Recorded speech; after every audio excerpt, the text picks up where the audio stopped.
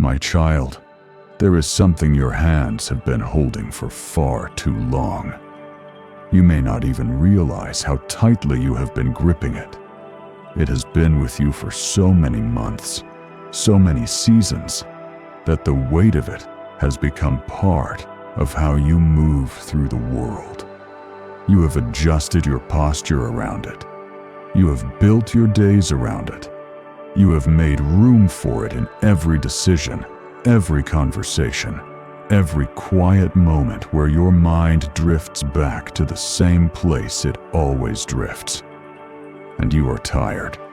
Not the kind of tired that comes from working too hard or sleeping too little. A deeper kind.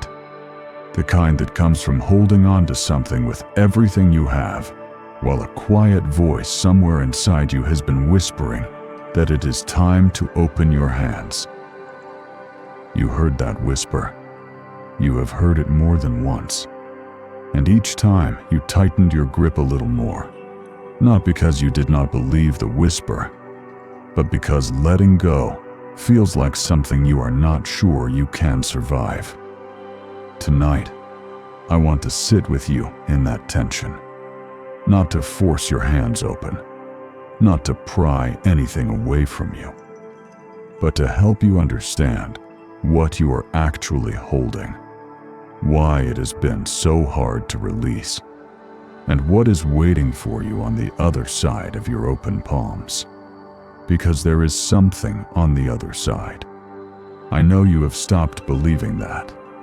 I know you have looked ahead and seen only emptiness, only the frightening blankness of a life without the thing you have been organizing your emotions around. But the blankness is not emptiness, it is canvas. And I have been waiting for you to let go of what you are gripping long enough for me to show you what I intend to paint there. But first, I need you to understand something about what you are holding. You know what it is. I do not need to name it for you. It might be a person, someone who walked out of your life or someone who is still in it, but no longer in the way that matters. Someone whose absence rewrote the architecture of your daily life so completely that even now, months or years later, you still reach for your phone expecting their name. You still hear a song, and your first instinct is to share it with someone who is no longer there to receive it. You still set emotional space for them at the table of your heart, even though their chair has been empty for a long time. Or maybe it is not a person. Maybe it is a version of your life that did not happen. A plan that made so much sense, that felt so right, that seemed so clearly meant for you, that when it fell apart, a piece of your understanding of the world fell apart with it. And you have been carrying the blueprints of that unlived life ever since, pulling them out in quiet moments, studying them, wondering where the design went wrong, wondering if there is still some way to build what was supposed to be built. Or maybe it is something harder to name than a person or a plan. Maybe it is an old wound, a betrayal you never received an apology for, a wrong that was done to you that no one acknowledged, no one corrected, and no one seemed to notice except you. And you have been holding on to it, not because you enjoy the pain of it, but because releasing it feels like saying it did not matter. Like saying what they did was acceptable. Like giving them permission to walk free while you absorbed the full cost of their choices. I understand all of those reasons. Every single one of them makes sense to me. And I am not here to tell you that your grip was foolish or that you should have let go sooner. You held on because holding on was the only language of loyalty you knew. You held on because loosening your fingers felt like losing something that your heart was not ready to lose. You held on because in some deep, wordless way, The weight of it became proof that it mattered, that it was real, that you were not crazy for caring as much as you did. But my child, there is a difference between honoring something and being imprisoned by it.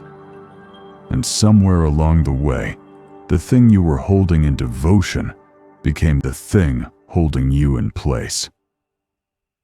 Let me ask you something gently. What has carrying this cost you?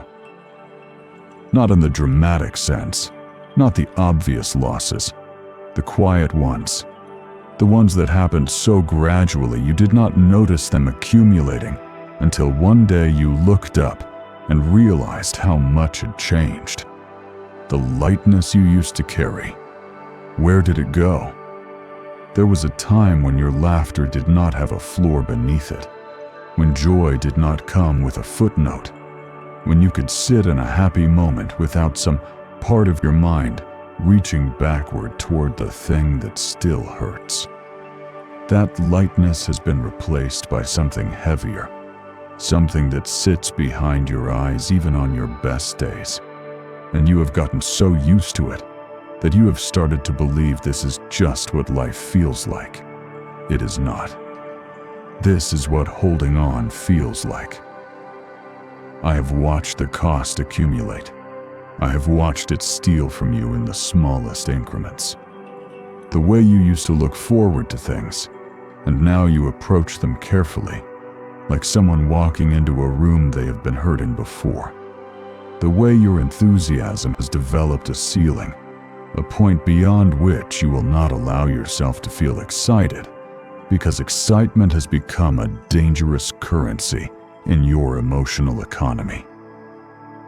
You spend it, and then the crash comes, and the crash always takes more than the excitement gave. I have watched you lose your curiosity. There was a time when new things interested you, when the future felt like a place worth imagining, when you could daydream without every dream being contaminated by the memory of something that did not work out. Now your imagination defaults to caution. Your mind builds worst-case scenarios instead of possibilities. Your creativity, which used to run freely, now runs through a filter of what could go wrong. That is not who you are. That is what carrying this has made you. And tonight, I want you to begin to feel the difference between the two. Not by forcing yourself into some dramatic moment of release, not by pretending you are further along than you are, but by simply acknowledging that the weight you are carrying is not a permanent part of you. It is something you picked up, and anything you picked up, you can set down. I know that sounds simple, and I know it is not, because the thing you are holding is tangled into parts of your identity now. It is woven into how you see yourself, how you understand your story, how you make sense of what happened and what it means.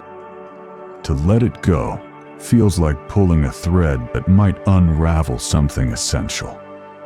You are afraid that without this weight, you will not know who you are.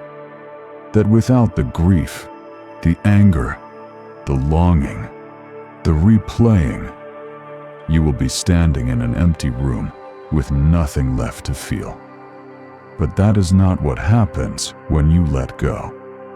What happens is the room fills with something else, something you have not had space for in a long time. Something that has been waiting quietly at the edges of your life, unable to enter because your hands were too full and your heart was too occupied with what you refused to release. Peace does not come by addition. Peace comes by subtraction. It arrives when you stop adding to the weight, when you stop feeding the story one more replay, one more analysis, one more imagined conversation, where you finally say the thing you never got to say. I want to talk to you about why letting go feels like betrayal, because that is the real nut, is it not? It is not that you cannot let go. It is that letting go feels morally wrong to you. It feels like a form of forgetting. Like the moment you stop carrying this, the thing you went through will be erased. The person you lost will become less real. The injustice you suffered will be declared irrelevant. And you cannot accept that. You will not accept that.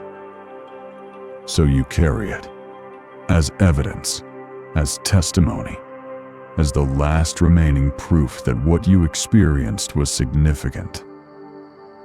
I want to offer you a different way to see this. Letting go does not erase what happened. It does not reduce the significance of what you lived through. It does not mean the person who hurt you was right, or that the loss you experienced was small, or that the years you invested were wasted. Letting go is not a statement about the past. It is a decision about the future. It is the moment where you say, I will no longer allow what happened then to dictate how I feel now. That is not betrayal. That is freedom. And it is the hardest kind of freedom to accept because it requires you to trust that you can honor something without being destroyed by it, that you can remember without reliving, that you can carry the meaning of an experience without carrying the full weight of it every single day. You are allowed to keep the lesson and release the pain. You are allowed to love the memory without living inside it.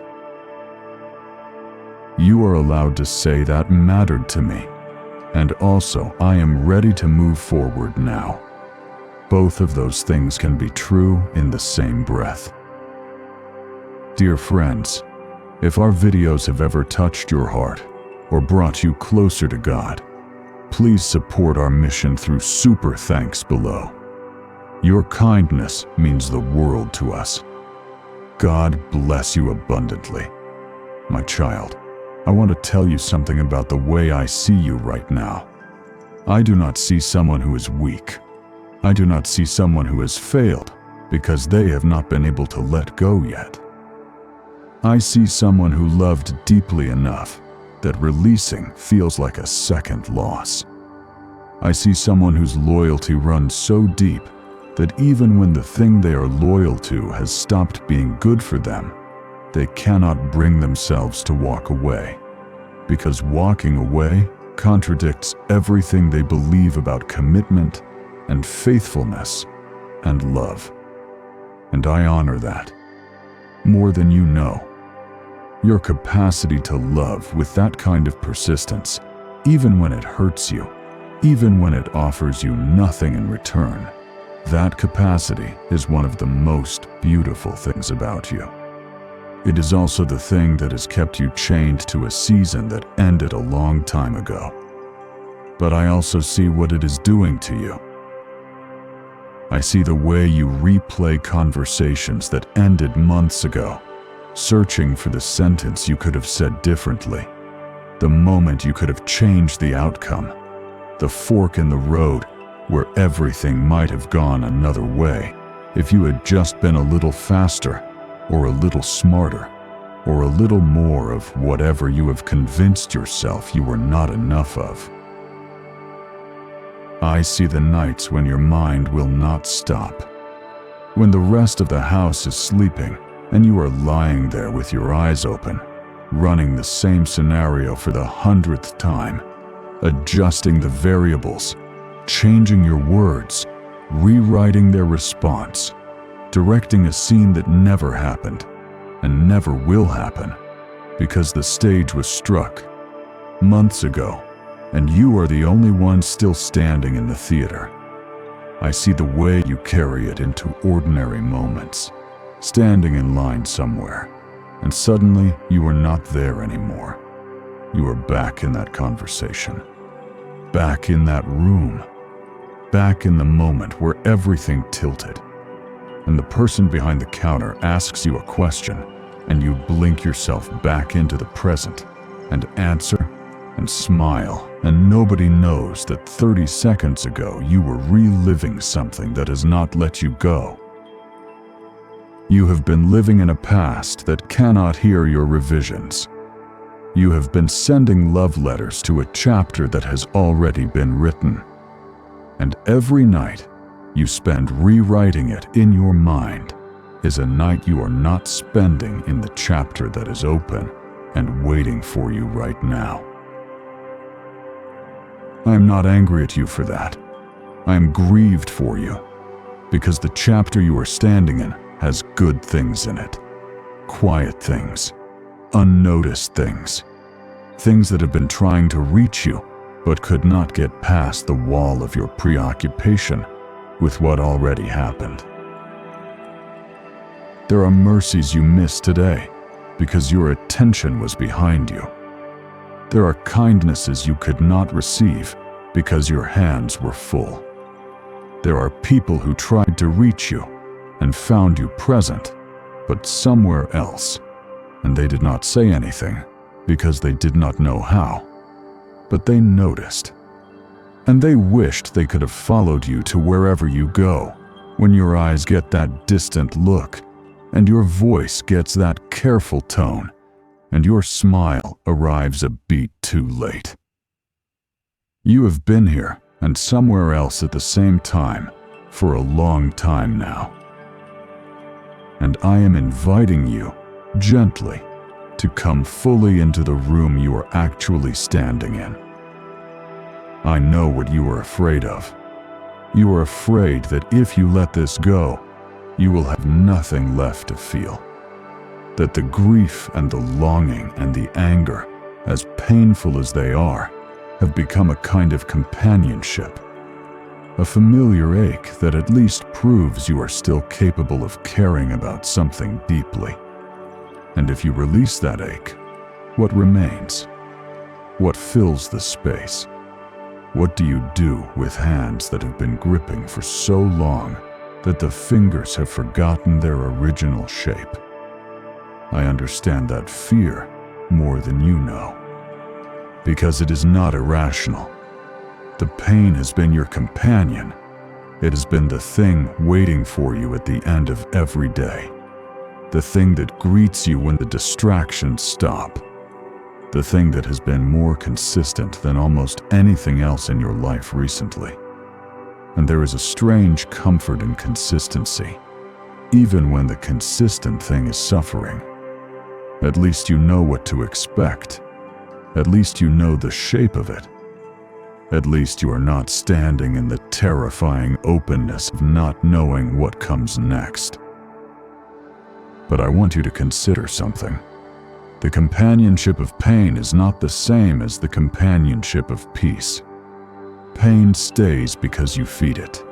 It requires your attention, your energy, your nightly replays, your constant attendance. It is a demanding companion that takes far more than it gives. Peace is different. Peace does not demand your attention.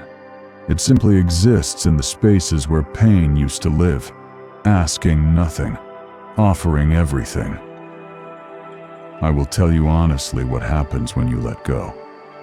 At first, there is emptiness. I will not pretend otherwise.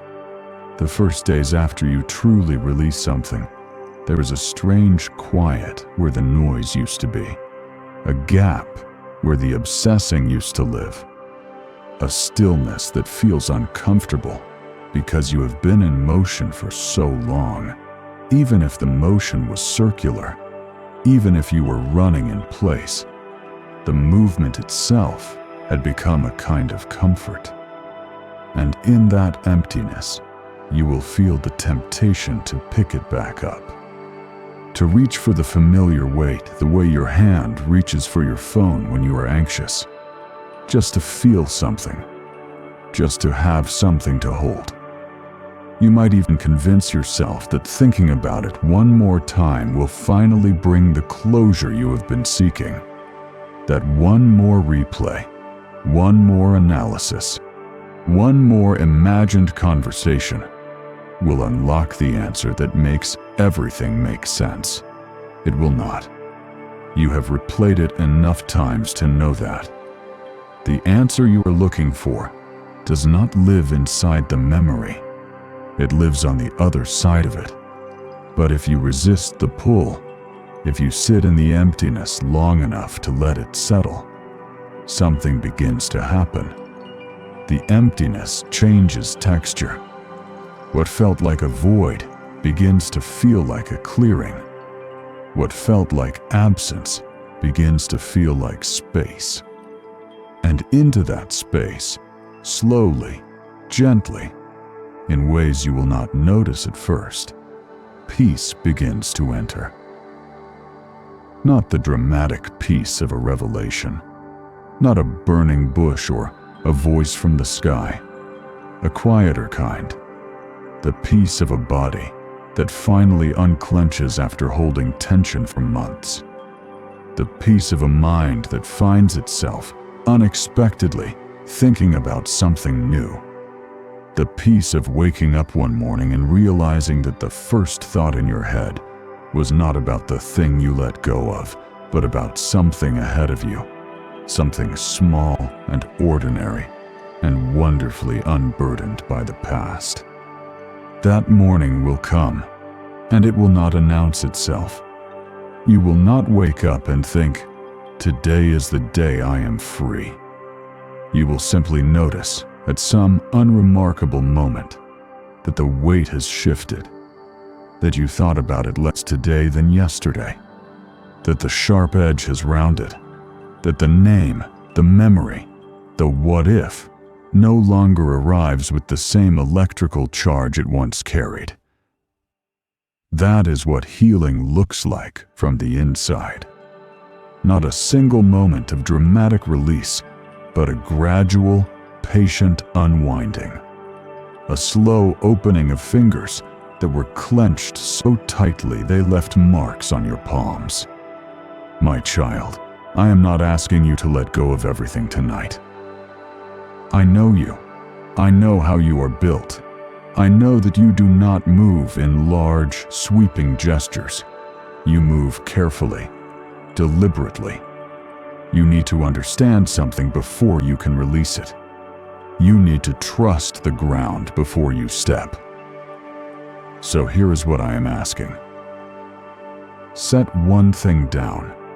Not the whole weight, not the entire history, not every feeling and every memory, and every unresolved conversation. Just one piece of it, the smallest piece you can identify, the one thought that runs on repeat late at night, the one imagined scenario you keep building and rebuilding, the one question you keep asking that you know, deep down, does not have an answer that will satisfy you. Set that one piece down. Not forever, not even for a week, just for tonight. Place it somewhere outside of yourself, somewhere I can hold it for you, and let your hands be empty for a few hours. Let your mind have one night without that particular loop running in the background. And if it feels strange, if the emptiness of your hands feels wrong, if you are tempted to pick it back up just to have something to hold, I want you to hold this instead. The knowledge that you are loved beyond what you are carrying, that your value has never been measured by your willingness to suffer, that the most courageous thing you can do right now is not to keep holding on, but to trust that your life will not fall apart if you loosen your grip. It will not fall apart. I am the one holding the things that truly hold your life together. And those things were never in your hands to begin with. They have been in mine. The relationships that are meant for you, the provision that sustains you, the purpose that gives your days meaning. Those are not things you can drop, because those are not things you are carrying. I am carrying them, and I do not drop things. What you have been carrying, the thing I am asking you to set down, that was never your assignment. It was a weight you volunteered for because you thought that caring meant suffering and strength meant endurance without end. But I want to tell you something about the way I designed you. Your hands were made to hold good things, to receive blessings, to touch the people you love, to build the life that is still ahead of you. They were not designed as permanent storage for grief. They were not built to grip one thing forever, while the world offers you 1,000 others. Your hands are instruments of living, and you have been using them as instruments of mourning for so long that you have forgotten what they feel like when they are free. I remember what your hands felt like when they were free. I remember the way you used them before this weight arrived, the way they reached for things without hesitation, the way they held people without reserving part of their grip for something else, the way they rested at your sides at the end of the day, open and unburdened, carrying nothing into sleep except peace. I want that for you again, not as a memory, but as a reality, not as something you used to have, but as something you are walking back toward, one opened finger at a time. But caring does not require you to bleed forever, and strength, real strength, sometimes looks like an open hand. It is late now, and I can feel the tiredness in you, not just the tiredness of the day, but the tiredness of the years, the tiredness of holding and holding and holding while the world kept moving and the seasons kept changing, and everyone around you seemed to find a way to move forward while you stood in place, gripping something that stopped being yours a long time ago. I see that tiredness, and I am telling you it is allowed to end. Not by pretending the pain was not real. It was real. Not by rushing into some false version of peace that requires you to smile before you are ready, but by making the smallest, most honest decision a person can make when they are exhausted. The decision to stop fighting something that is already over. Whatever you have been battling in your mind, whatever war you have been waging with a memory or a disappointment or a version of someone who no longer exists, that battle ended a long time ago. The only reason it is still going is because you have been showing up every day to a battlefield that has been empty for months, swinging at shadows, arguing with silence, trying to win a fight that the other side already walked away from. Think about that for a moment. The person you are arguing with in your head is not arguing back. The situation you keep trying to resolve has already resolved itself, just not in the way you wanted. The door you keep knocking on closed from the other side a long time ago, and the sound you keep hearing is not someone about to open it. It is the echo of your own knocking coming back to you. That is not persistence. That is pain disguised as purpose. And I know the difference even when you cannot see it. You can walk away from that door, not in defeat, in dignity, in the quiet recognition that your energy belongs somewhere better, that your heart deserves to be invested in something that is still growing, not something that has already been harvested and cleared. You planted something beautiful there once. I saw it. I honored what you grew. But the season for it has passed, and the soil is asking for something new. And the new thing cannot take root while the old roots are still occupying the ground. I know you are afraid of the new thing. You are afraid of hoping for it. You are afraid of investing in something again, because the last investment cost you so much that the idea of risking your heart one more time feels reckless, irresponsible, dangerous. Your heart has developed its own economy of caution, and it has decided that the safest investment is no investment at all. But that is not safety.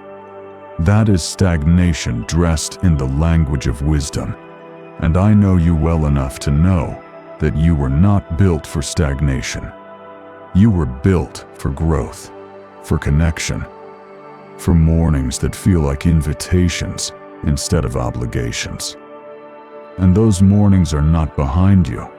They are ahead of you, waiting in a season you have not entered yet because you keep standing at the border of the last one, looking back. Turn around. Not with force, not with a dramatic pivot that you do not feel ready for. Just a slow turning of your attention. A gentle redirection of the gaze that has been fixed on what was toward what could be. You do not have to see the whole picture. You do not have to understand the plan. You just have to be willing to face forward, and I will fill in the details as you walk. So tonight, as you listen to these words and feel whatever you are feeling, I want you to imagine something with me. Imagine your hands in front of you, palms up, fingers open, not gripping anything, not reaching for anything, just open, resting. Feel how strange that is. Feel how unfamiliar it is to have nothing to hold, nothing to fix, nothing to solve, nothing to replay. Just open hands and a quiet mind and the sound of your own breathing in a room where nothing is required of you. This is what peace feels like before it has a reason. This is what trust feels like before it has proof. This is what surrender feels like when it is not defeat, but the deepest form of faith. The willingness to say, I do not know what comes next, but I am choosing to believe that empty hands are not a sign of loss. They are a sign of readiness. You are ready. Not because you feel ready. You may not feel ready for a long time. But readiness is not a feeling. It is a position. And the position of open hands is the position of someone who has decided that what is ahead of them matters more than what is behind them. And what is ahead of you matters so much more than what is behind you. You cannot see it yet. Your eyes have been fixed in one direction for so long that turning them forward feels disorienting. But forward is where the new things are. The relationships that will not drain you. The mornings that will not begin with heaviness. The version of your life that has been waiting for you to arrive. Not broken and crawling, but standing, open-handed, ready to receive what was always meant for you. I have been holding those things for you, and I have been waiting patiently, lovingly, without frustration, for the moment you would trust me enough to set down what you have been carrying and reach for what I have been offering. That moment does not have to be perfect. It does not have to be dramatic. It does not have to happen with certainty or confidence or the absence of fear. It just has to happen, and it can happen now. Take a breath, a slow one. Let it fill your chest completely, and then let it go. And as you exhale, let something leave with it, something small. Something you have been holding in a clenched place inside you that has been asking for relief. You just gave it relief, and tomorrow you can give it a little more, and the day after that, a little more. Until one morning you wake up, and your first thought is not about the thing you were carrying, but about the life that is waiting for you now that your hands are finally free. That morning is closer than you think, and I will be in it with you, the way I have been in every morning. the way I will be in every morning that follows. You are not doing this alone. You were never doing any of it alone. And the letting go that feels so frightening from this side will feel like the most natural thing in the world once you are standing on the other side of it, looking back, wondering why you waited so long, and forgiving yourself for the answer. Because the answer was love. You held on because you loved. And there is nothing to be ashamed of in that. But now, it is time to love yourself enough to set it down. And I will be right here when you do. Rest tonight, my child. Let your hands be still. Let your mind be quiet. Let your heart remember what it feels like to be held by someone who is not asking you to carry anything at all. Comment amen if tonight is the night you began to let go. Not all at once, not perfectly, just the beginning, just the first breath. That is enough. Amen. Your hands were made for more than holding pain, and the more is coming.